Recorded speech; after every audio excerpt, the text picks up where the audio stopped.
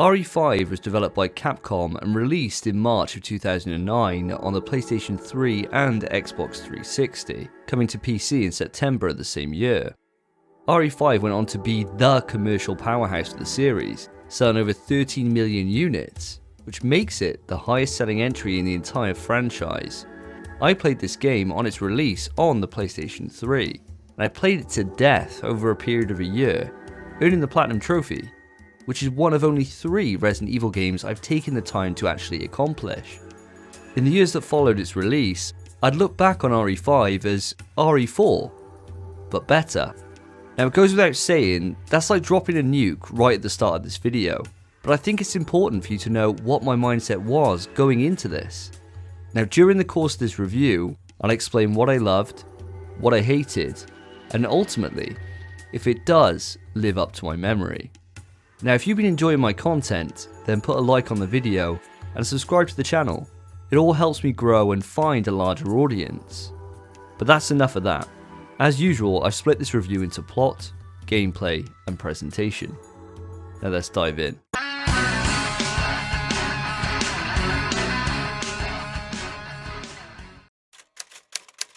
Resident Evil 5 finds us in control of the series' leading man, Chris Redfield. And he's certainly been keeping busy since we last saw him in Code Veronica. He's absolutely jacked. Since the downfall of Umbrella, he's joined the BSAA, the Bioterrorism Security Assessment Alliance, a counter-terrorism organisation sanctioned by the United Nations to seek out and stop bioterrorism, which has exploded since the downfall of Umbrella. This time, Chris finds himself on an operation to uncover BOW smuggling in Africa. And joining him on his mission is Sheva Alamar, a BSAA agent from the West African branch. Their mission is to rendezvous with the Alpha team, who are on the hunt for a known BOW smuggler, Ricardo Irving. What immediately begins as a straightforward mission quickly turns to chaos.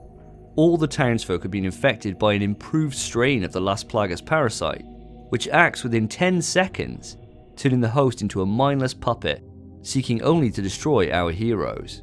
With all their reinforcements wiped out, Chris and Sheva are forced to embark on a suicide mission where their newly formed partnership will be put to the test against a ridiculous amount of enemies on the quest to stop a global catastrophe. Now Resident Evil 5's plot in a nutshell is a real Resident Evil story.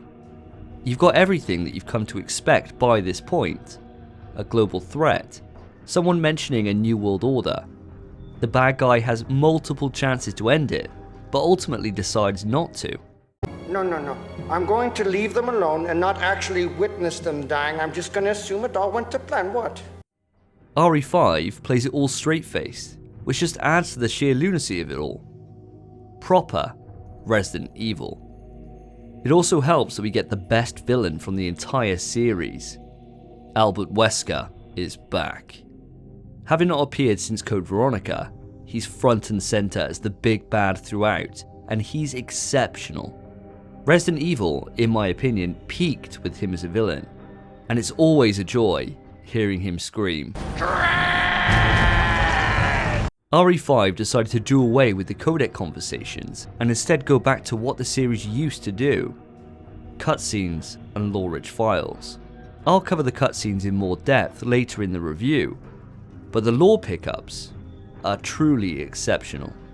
They are so insanely detailed, it borders on a time sink. Usually a chapter begins and you'll find a file pickup right off the bat. You soon come to realise that it's time to pack a lunch and settle in. And for me, who loves reading and exploring all the Resident Evil lore, it was a real treat. Now gratefully, for those who just want to shoot stuff, it's all optional. And I think this was the best way to deliver it. Seeing all the links from plot points which started all the way back with 1, right through the series, and they come to culminate here, is excellent, and sheds some real light on the wider series, blowing the doors off how Umbrella came to be, and the secret ingredient that started all of it. Now when I cast my mind back to when I first played the game upon release, I remember the flashbacks being super effective. Seeing Jill Valentine's gravestone and her supposed death near the beginning of the game got me. I stand for Jill, and when her eventual reveal came to be, I was blown away. Knowing it was coming on this run, it's super obvious. Now, could it be that 20-year-old me was just in a constant state of hangover, making me mentally incapable of basic deduction? Or is it actually effective?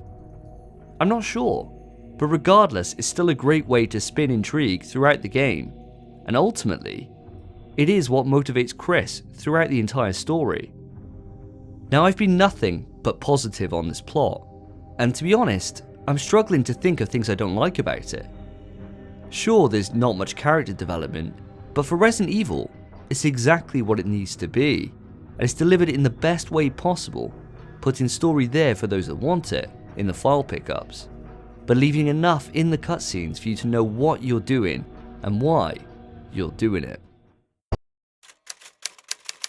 Remember Resident Evil 4? Well, it's that again. If you liked it before, you're probably going to like it here. Okay, we'll break it down. Following from the success of Resident Evil 4, RE5 brings much of what made that game feel so satisfying over to this entry. However, in my mind, it misses the mark on what made RE4 feel so good to play. RE5 is the first entry to include full co-op throughout. Now, for my own sanity, I chose to play it through with my friend and fellow podcast host Spencer. And for those that don't know, I run a PlayStation podcast which releases fortnightly on Wednesdays. I'll leave a link in the description for anyone that's interested in hearing Spencer's thoughts on the game, having experienced it for the first time. But that's enough of that plug, let's get back to it. If you decide to play this solo and leave Sheva as an AI, then good luck to you. She's a hindrance, constantly getting herself killed. You can't trust her not to burn through your best items, and it's simply more annoying than it needs to be. But in co-op with another person, it makes the experience infinitely more enjoyable.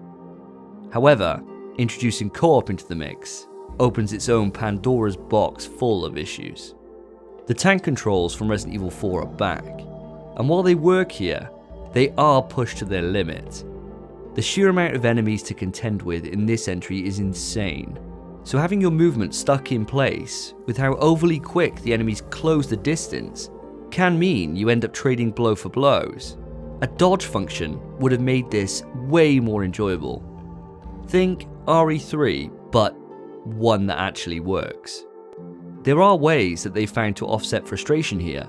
The melee system has been completely overhauled.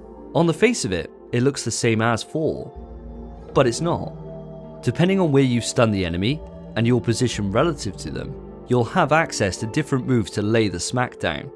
Be that a neck break from behind, or if they get tapped in the leg, it sets up for a Hadouken! But it's how this works with your partner that sets it apart from its predecessor. Melee attacks can be comboed between you both for massive damage. It becomes essential in the higher difficulties the game has to offer, and fortunately, it's incredibly satisfying to work in tandem with your partner to beat the living shit out of an enemy. The co-op has also had a massive impact on item management. Resident Evil 5 brings real-time item management back, and it's the first time that we've seen it since Resident Evil Outbreak. Now, it's obvious why this is. Last thing you'd want is the action to pause every few seconds while you or your partner go to grab a heal or reload. I remember the marketing at the time hyping up how scary this made the game, as you didn't have the opportunity to pause and take a second to heal in peace. Well, that's purely marketing speak. The real-time menus don't add any sense of urgency or any panic to the game. How can you feel nervous when failure means reloading an auto quick save from 2 minutes earlier, with literally no ramifications whatsoever? The game also gives you options to try and aid you from having to do any menu work in the middle of battles.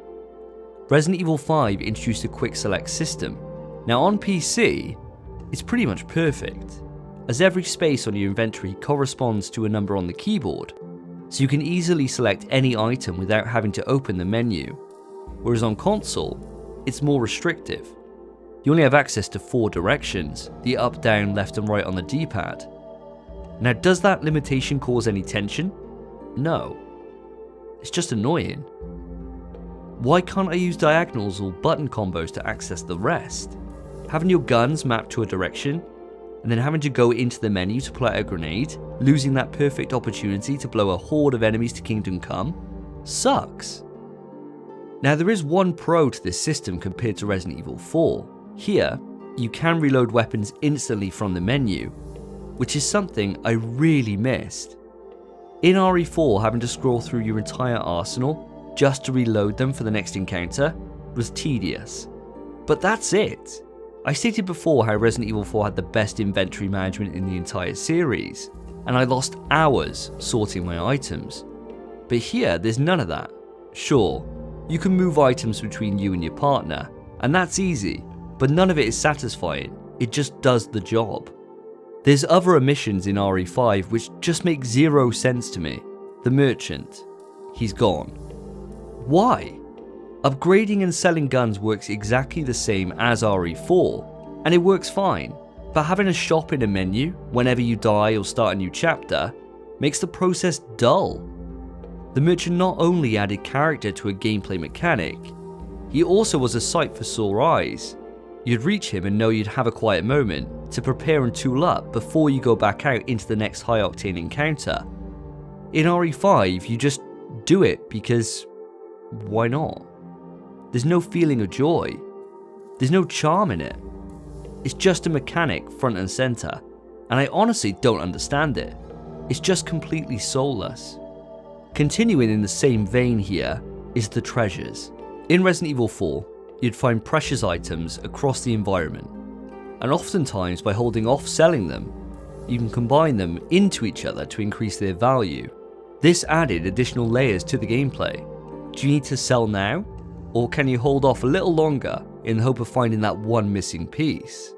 Here, in Resident Evil 5, the treasures look different, and they do hold various values, but you can't combine them, so you get them and sell them immediately.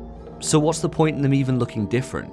It doesn't serve any purpose other than set dressing, and that's the thing about Resident Evil 5. It does the same things as 4, but it just does them worse. I think it's worth saying here that when it comes to gameplay, Resident Evil 5 shares all the same issues that I had with Resident Evil 4. A lack of atmosphere, tension, choice, and, unfortunately, as fun as the co-op experience is, it has the unintended consequence of ruining the shining beacons of design that 4 did so well.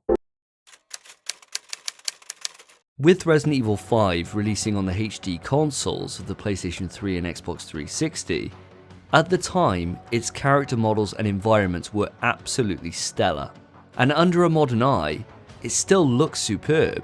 The character models all look excellent, especially for the main cast. All the cutscenes are beautifully animated and are a real joy to watch, or they would be if they weren't overrun with QuickTime events. After my Resident Evil 4 review, I saw loads of comments of, what about the QTEs? And sure, Resident Evil 4 had them in abundance, but here in RE5, they are taken to the next level. It's insane. Every cutscene, no matter how tame, you need to be prepared, or you're hitting that game over screen. Now, failing once or twice is alright, but when you or your partner fail time and time and time again, it's equal parts annoying and hysterical. The biggest problem I have with their inclusion is it actually takes away from the hype on screen. You aren't watching them, you're staring at the bottom part of the screen for the button prompts. Now if it's not a cutscene, during gameplay you encounter some form of mashing. It wasn't fun then, and this many years later, it's just frustrating. And it's also worth saying to you guys, don't take inspiration from Chris here. If you ever need to move a giant rock, don't lay into it with hooks to the body. Just push it for God's sake. Now going back to performances, the cast generally are great. I've already praised DC Douglas who plays Wesker to absolute perfection, but I want to give a shout out to villainess Excella. You think she's going to be the stereotypical femme fatale, which is synonymous with the series, but she's actually quite tragic, and her performance is equally as over the top as the game demands it to be. But this is a Resident Evil, and there's always one. Won't you two just die already? You're making me look bad! Why didn't anyone in production have a word? Maybe just tone it down a little? It's too much, even for me, and I live for the cheese. It doesn't help that he also looks like a goblin. There's no way that you'd buy a bag of sweets from this dick, let alone BOWs. There's some part of my primitive brain that just activates seeing him. It's an irrational hatred. He's just... Ow! Now this does bring us onto the bosses. They're just roadblocks. Nothing more. A random bat monster dropped off here, a crab creature there.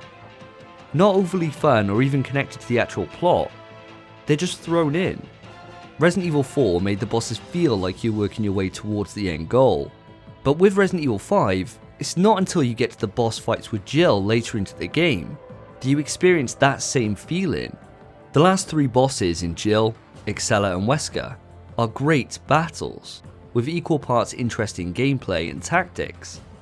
But for 80% of the game, it's just random big enemies, without any interesting or intriguing gimmicks. Now unfortunately this extends to the wider design of the campaign and the enemies that you face. Sure, it's varied in what you're doing section to section, but it feels copy-paste Resident Evil 4. It's fun, but it feels like you've seen and done it all before. Now I'm going to close out here with the music. Much like Resident Evil 4, it stays in the background for the most part. I hardly noticed it apart from one section on the final assault. There is one highlight, and that's the end of chapter theme, but that's truly about it. It's serviceable, but that's all.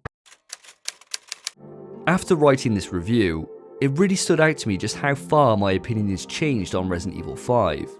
For all the fun that co-op brings to the experience, it just doesn't feel unique. Everything feels like it's been done before, but just worse. Item management and the in-game economy feel stale. Combine this with enemy design that you've seen before and throwaway bosses, and you end up with a game that's fun to play, but not one that should stick with you for long. Now the plot and lore on offer with Resident Evil 5 exceeds Resident Evil 4 by a country mile, to make it at least seem like it belongs in the Resident Evil family. But when the majority of your time is spent fighting enemies, you need to have systems that underpin it all, to raise up the default gameplay. And here, they're simplified and distilled to such an extent, it leaves the whole experience feel hollow. Thank you very much for watching. I hope you enjoyed the video. If you did, then put a like on it. Let me know your thoughts on the game down in the comments. I really enjoy reading all the messages you guys leave, and I try to reply to all of them, so let's discuss it. Next up on the channel is Resident Evil 6, so don't forget to subscribe for more Resident Evil content. I really look forward to seeing you back here soon. Take care of yourselves, take care of each other. See ya.